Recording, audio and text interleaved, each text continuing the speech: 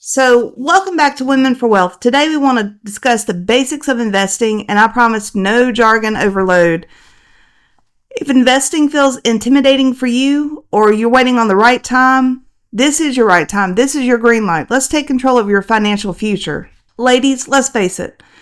We need to invest. We have to invest. Why?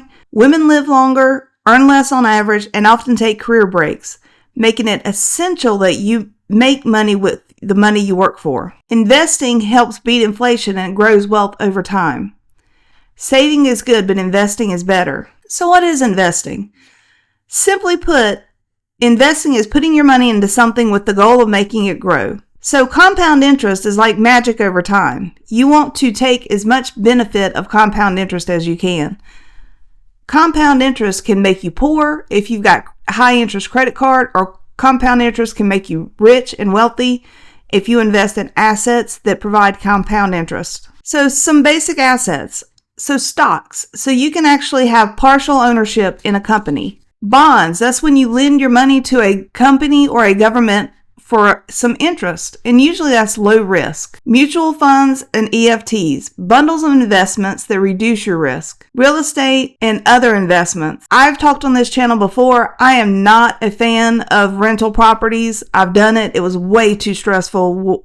Gave me just ridiculous amounts of stress, and so I don't have any rental properties anymore. I've chosen instead to invest, and I invest in multiple ways. So, number one, if your company or the person you work for has 401k matching, you need to maximize that. So if your company matches up to 6%, you need to be putting 6% in your 401k.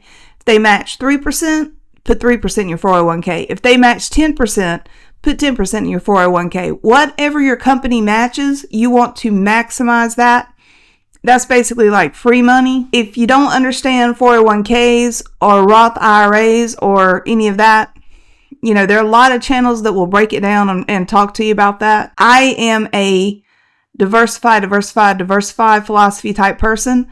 So I have several different levels of investments. So I've got my 401k matched to my employer, so I get the maximum benefit. I also have a Schwab account where I have a financial advisor who manages my money there for me. In addition, I do have some stocks that I own. I've invested in different businesses using Start Engine and WeFunder and applications like that. I've got a little bit of Bitcoin and Ethereum using Coinbase.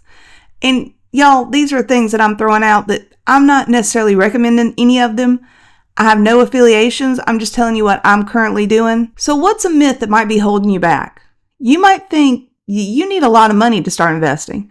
And that's false. You can start with as little as $50. It's too risky. The stock market can be risky, especially if you invest in individual stocks. But that's why you diversify your portfolio and you manage that risk. You don't have to be a math genius to do this. I happen to be an electrical engineer and have a minor in math. Numbers have always made sense to me, but you don't have to be a math genius to be able to do this. And then, if you're married and you think, well, your partner handles the finances, you still need to know where your family funds are going, how they're being invested, how they're being spent. This is your future too. You need to be involved. Don't sit back and just let your partner handle all of your finances. Even though I handle the finances for the family, my husband knows what I've got, where I've got it, how we're investing. We discuss before we make any large purchases. Oftentimes, I will save for months in advance before we do something. Recently, we were going to have a pool put in the backyard. Ended up not being able to put a pool in because of old septic that we didn't know existed there. But I saved up for almost a year because I do not want to use credit or, anything that's going to have compound interest. I don't want to have to go get a loan. I don't want to use a credit card. So I saved up for over a year for a swimming pool, only to be disappointed and not get one. But that's okay. I ended up taking that money and I used it to invest. So now it's gonna, instead of just being a swimming pool in the backyard, that money is going to be growing and making money for me. So how do you get started? The first thing you need to do is have an emergency fund. If you're over the age of 30, you need to have 3 to 6 months of expenses. If you're married, especially if you have kids, you need to have 6 to 9 months of expenses, in my opinion, in an emergency fund. The next thing you need to do is make sure you pay off all debt. Do not have any high interest debt. Remember, compound interest can make you poor or it can make you rich. If you're giving your money to somebody else through compound interest, you're going to get poor very quickly. If you are investing in assets that use compound interest, then you are going to grow rich and wealthy. Get the debt paid off. The next thing you want to do, open an investment account.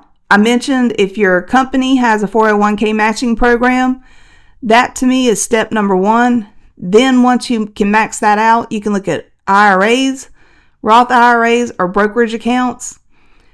Start small. Automate monthly contributions. So you're going to have a budget in place. You're going to know what your income is. You're going to know what your expenses are. You're going to have your income as high as you can. You are going to negotiate salary increases and raises and bonuses. You are going to look at multiple streams of income. You're going to increase your income as much as you can, because the more income you have, the more ability to be wealthy. You're also going to do the opposite. You are going to reduce all of your debt. You are going to get rid of those subscriptions that are out there that you don't need anymore. Get rid of things that you don't have to have, things that are nice things and enjoyable things to have, but it's not a necessity. Get rid of those. Remove those out of your life, especially vices. I can't tell you how many times I've helped people put together budgets, and they would have line items of $700, $800, $900 a month on alcohol. It is insane how quickly alcohol adds up over a month if you're a drinker. And I'm not talking about heavy drinking. I'm just casual drinking. Lady and her husband would do date night twice a week, and every time they went out on a date night, they had a couple of drinks.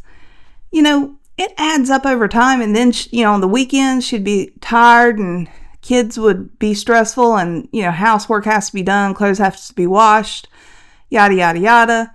So she would unwind on the weekends with a couple bottles of wine. And again, not that she was excessive about it, but it added up in a hurry. So be aware of that. Know where you're spending your money, and don't waste your money on vices. Automate it. Once you know what's coming in and once you know what's going out, you will have a net positive difference. So you'll know what that amount is every month. That money needs to go into an automated monthly contribution investment vehicle.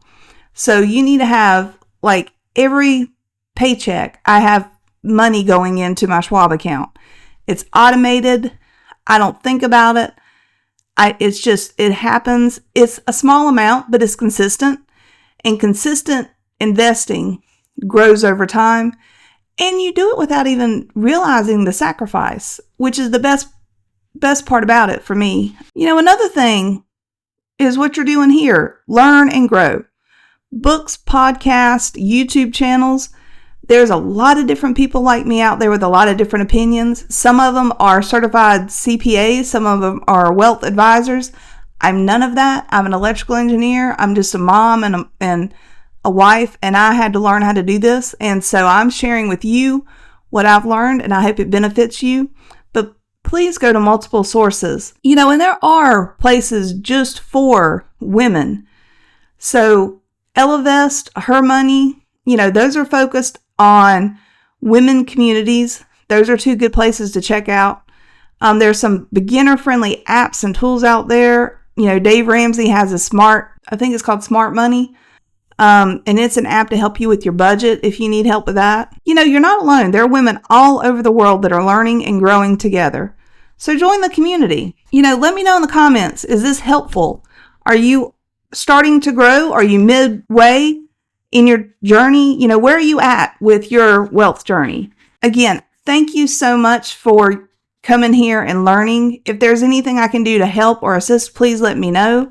That's really my goal here, is to try to help teach and educate other women and to get more women wealthy, because we have no reason why, we're half, depending on the survey you read, we're more than half or half the population. There's no reason why we can't build our own wealth. We can't have our own peace, our own security. So please join me. Let's build wealth. Until next time, I wish you health and wealth.